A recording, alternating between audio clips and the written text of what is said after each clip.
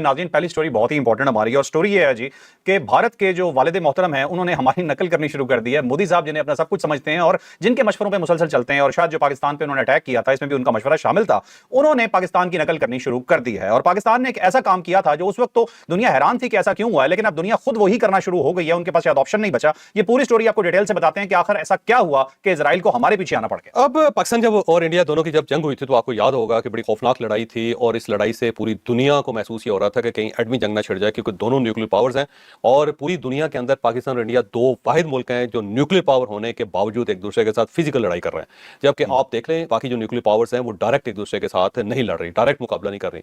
आप देख लें रशिया और अमेरिका की जंग के दरमियान कितना अरसा हो गया, तवील अरसे तक, और उसकी वजह यह है कि दोनों न्यूक्लियर पावर है। अगर दोनों एक दूसरे के सामने आ गई तो डेफिनेटली कहीं ना कहीं से कोई चिंगारी निकल सकती है और उसके बाद जो दुनिया का हश्र होगा पूरी दुनिया को पता है। इसमें चाइना और अमेरिका बरह रास्त नहीं लड़ रहे, चाइना और रशिया बरह रास्त नहीं लड़ रहे। इसी तरह आप यूरोपियन यूनियन में वो तमाम मुल्क जो न्यूक्लियर पावर है वो दूसरी जंग अजीम के बाद एक दूसरे के सामने खड़े नहीं हुए। उसकी बुनियादी वजह यह है कि दोनों न्यूक्लियर पावर्स हैं और जब दोनों जोहरी पावर्स होंगी तो उनका पीछे हटना इतना आसान काम नहीं होता। फिर वो कहते हैं कि आजो पिट्स।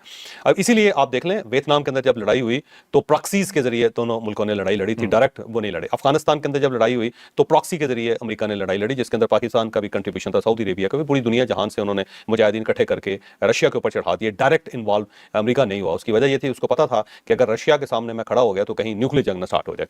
अब सेम इसी तरह दूसरे मुल्क हैं, लेकिन पाकिस्तान और इंडिया वाहिद दो मुल्क हैं जो न्यूक्लियर पावर होने के बावजूद दो मरतबा एक दूसरे के साथ, बल्कि तीन मरतबा एक दूसरे के साथ जंग लड़ चुके हैं और ये हर मरतबा दुनिया को परेशान कर देते हैं।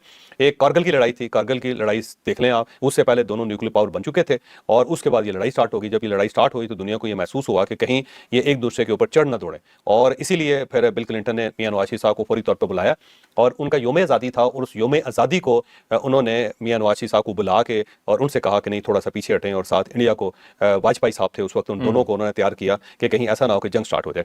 उसके बाद आप देख लें 2019 में जो कुछ हुआ वो उस वक्त भी एक लड़ाई थी और अभिनंदन का जहाज जब गिरा था उससे पहले ऐसा लगता था कि दोनों अपने न्यूक्लियर असासे बाहर निकाल लेंगे और उस जंग को भी बड़ी मुश्किल से वेस्टर्न पावर्स ने दरमियान में आकर रोका था। और उसके बाद ये वाली लड़ाई तो ज्यादा खौफनाक थी। इसके अंदर तो प्रॉपर दोनों एयर फोर्सेज इस्तेमाल हुई, दोनों की आर्मीज इस्तेमाल हुई और बरह रास्त लड़ाई हुई, जंग हुई, मिसाइल यूज किए हुए। तकरीबन 100 के करीब उनके फौजी और जो जवान हैं और अफसर हैं जो इंडिया के, वो भी मारे गए इस जंग के अंदर। उनके 3 पायलट्स मारे गए। तादाद 250 है, अभी तक मानेंगे सिर्फ 100 है। 100 है, अब 250 हो सकता है बंदा।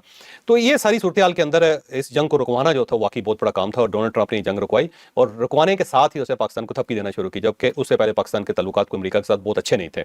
तो ट्रंप साहब ने फिर उसके बाद फील्ड मार्शल को बुलाया और बड़ी इज्जत बख्शी पाकिस्तान को और उनको लंच करवाया, जिसके ऊपर सफ़े मातम बिछी हुई है आज तक इंडिया के अंदर। और इंडिया बड़ा हैरान है, दुनिया भी बहुत हैरान है। उसके बाद जब वो ये लंच हुआ तो उसके बाद पाकिस्तान ने डोनाल्ड ट्रंप का नाम नोबल इनाम के लिए, नोबल प्राइज़ के लिए पेश कर दिया। अपनी तरफ से उन्होंने खत लिख दिया कि क्योंकि इन्होंने पीस कायम किया है लिहाजा इनको पीस का नोबल प्राइज़ मिलना चाहिए। तो पाकिस्तान ने जब ये अनाउंसमेंट की थी तो उस वक्त पाकिस्तान के अंदर भी लोगों ने बड़ा इतराज़ किया। तो उन्होंने कहा यार ये क्या कर रहे हो भाई, हैं इस हद तक खुशामद जो है इसकी तवक्को नहीं थी इसको उमर से।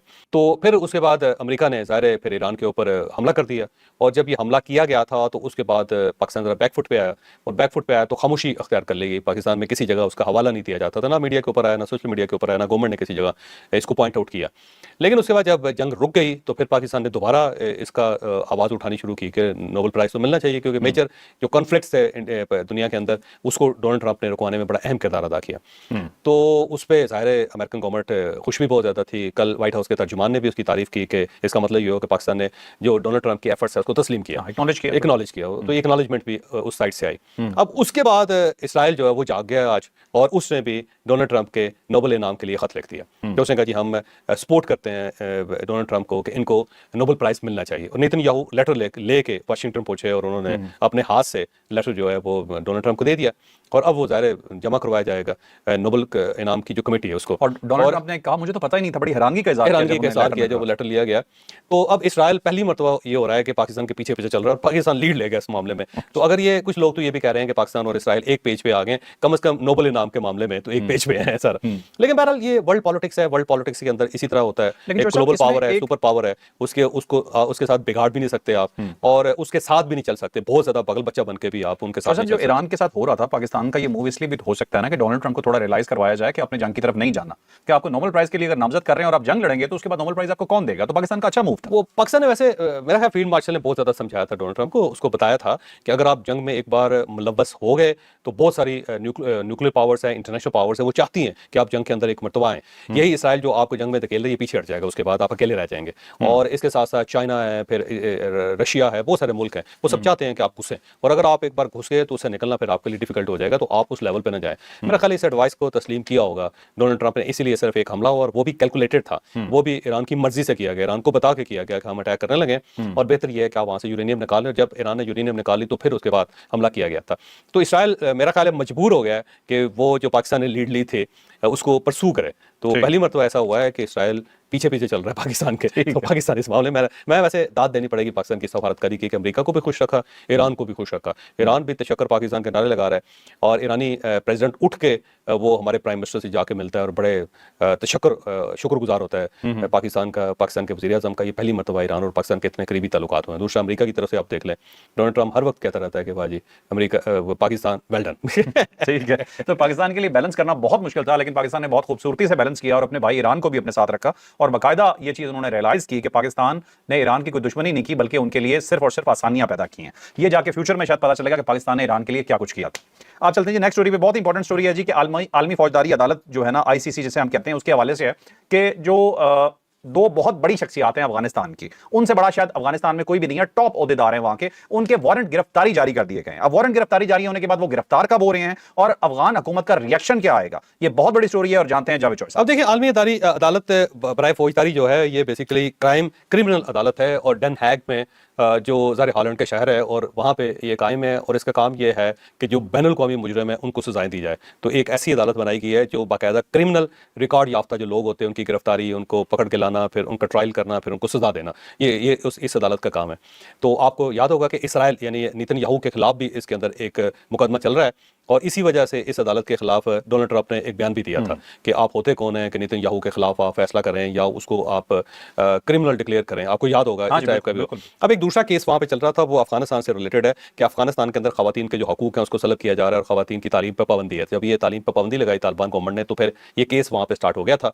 और अब जो सुप्रीम कमांडर हैं, सुप्रीम लीडर हैं तालिबान गवर्नमेंट के मुल्ला अहबतुल्ला अखुंज़ादा, और ये जो अखुंज़ादा है ये जो सुप्रीम उनके लीडर हैं बिल्कुल इसी तरह जैसा ईरान के आयतुल्ला होते हैं, तो इसी टाइप का इनके पास भी इख्तियार है, इसी टाइप की इज्जत ये भी इंजॉय कर रहे हैं। तो ये सब कुछ है तालिबान गवर्नमेंट के। और फिर उसके साथ साथ उनके चीफ जस्टिस है अब्दुल हकीम हकानी साहब, और ये जो हकानी नेटवर्क कहा जाता है ना, जो हकानी ब्रदर्स हैं उनके फैमिली के अंदर से, और ये चीफ जस्टिस है। ये दोनों ने फैसला किया था, मुल्ला अहबतुल्ला अखुंज़ादा ने ऐलान किया था और उसके बाद चीफ जस्टिस ने इसके ऊपर फैसला जारी किया था कि खवातीन की तालीम पर पाबंदी है और खवातीन को घर से बाहर नहीं निकलना चाहिए।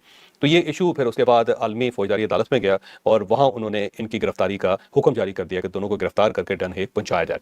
तो तालिबान गवर्नमेंट ने इसको रिजेक्ट कर दिया, उन्होंने कहा जी हम मानते ही नहीं, ना हम फौजदारी अदालत को मानते हैं, ना हम आपके सिग्नेटरी हैं, ना हम आपके मेंबर हैं, तो लिहाजा आप के सामने हम क्यों पेश होंगे, तो हम आपको मानते नहीं, चलो कर लो जो करना है। लेकिन इसके नताइज बड़े खौफनाक निकलेंगे और नताइज ये होंगे कि अगर सज़ा हो जाती है तो उसके बाद ये जो चीफ जस्टिस साहब हैं ये अफगानिस्तान से बाहर फ्लाई नहीं कर सकेंगे, किसी जगह पे भी गए तो उनको गिरफ्तार किया जा सकेगा और बल्कि मैंडेटरी होगा कि किसी दूसरी टेरिटरी में अगर ये दाखिल होते हैं, किसी हदूद में दाखिल होते हैं, तो फिर इनको गिरफ्तार करना लाजम हो जाएगा। और इसी तरह अगर हैबतुल्ला साहब अखुंज़ादा जो है वो अगर मुल्क से बाहर जाते हैं तो वहाँ पर भी इनको गिरफ्तार किया जा सकता है और सज़ा भी हो सकती है मुल्क को, इनके ऊपर फर्दर पाबंदियाँ भी लग सकती हैं। लेकिन सबसे बड़ा बेनिफिट इनको ये है कि ये सिग्नेटरी नहीं है, ये जो रजीम है, ये जो तालिबान गवर्नमेंट है, ये बैनुल क़ौमी क़वानीन को मानते नहीं, ना बैनुल क़ौमी क़वानीन बैनुल क़ौमी इदारे इनको तस्लीम करते हैं। तो इस वजह से थोड़ी सी बचत है, लेकिन आने वाले दिनों में इसके नताइज बड़े भयानक निकल सकता है। अच्छा चौधरी साहब, वैसे पाकिस्तान जो है वो फड्डों में नहीं पड़ता, लेकिन फड्डे पाकिस्तान को तलाश करते हुए आ जाते हैं। ठीक है, अब इस सिचुएशन में अब देखें कि पाकिस्तान जो है वो तालिबान पे जो सैंक्शन कमेटी है उसका सरबराह है। ठीक है, तो यहाँ भी पाकिस्तान का बड़ा अहम रोल हो जाएगा कि अफगानिस्तान को इस चीज़ पर बनाना कि इन चीज़ों से हटो, वरना आप इंटरनेशनल कम्युनिटी से कट ऑफ हो जाए। लेकिन अभी तक फैसला नहीं हुआ ना, जब भी सिर्फ गिरफ्तारी का हुक्म दिया, कौन सा इनके खिलाफ फैसला जारी कर दिया है कोई? एक थ्रेट तो आ गया ना, थ्रेट आ गया। ठीक ठीक है, चलें अब चलते हैं जी नेक्स्ट स्टोरी पे। बहुत ही इंपॉर्टेंट स्टोरी है जो सुन के आप हैरान परेशान हो जाएंगे कि एक वजीर खारजा हैं, और वजीर खारजा किसी छोटे मोटे मुल्क के नहीं है, अमेरिका के वजीर खारजा हैं। इनके साथ एक बहुत बड़ा फ्रॉड हो गया। जब फ्रॉड हम आपको बताएंगे तो आप सर पकड़ के बैठ जाएंगे कि अगर अमेरिकी वजीर खारजा महफूज नहीं है तो बाकी दुनिया में कौन महफूज हो सकता है। क्या कुछ इनका कॉपी हुआ, और अगर ये एग्जीक्यूट हो जाता जो कुछ इनके साथ हो रहा है तो यकीन माने एक आलमी जंग छिड़ सकती थी। इतनी बड़ी स्टोरी है, ये जानते हैं जावेद चौधरी साहब से कि आखिर हुआ क्या। अमेरिकी वज़ीर ख़ारजा मार्को रूबियो और ये अमेरिकन गवर्नमेंट जो है वो, जैसे हम व्हाट्सएप इस्तेमाल करते हैं, व्हाट्सएप सेफ नहीं है, ज़ाहिर है इसको हैक किया जा सकता है और इसकी कम्युनिकेशन के अंदर घुसा जा सकता है। फिर ये बहुत सारे इसके अंदर वायरस आ सकते हैं और वायरस की बुनियाद पे पूरे का पूरा व्हाट्सएप उड़ सकता है और उड़ के किसी और की जेब में जा सकता है वगैरह वगैरह। ठीक है। ये सेफ नहीं है बकौल पूरी दुनिया के, क्योंकि इसके सॉफ्टवेयर्स हैं और इसराइली सॉफ्टवेयर्स हैं, $1 लाख में आ जाते हैं। अच्छा। और अगर आपके पास वो सॉफ्टवेयर है तो आप पूरे मुल्क के अंदर किसी की कम्युनिकेशन भी हैक कर सकते हैं। Okay. और इसकी सबसे बड़ी मिसाल ये थी कि जब IMF का वक्त आना था पाकिस्तान के अंदर, तो अगर आपको याद हो तो शौकत तरीन साहब की एक कॉल थी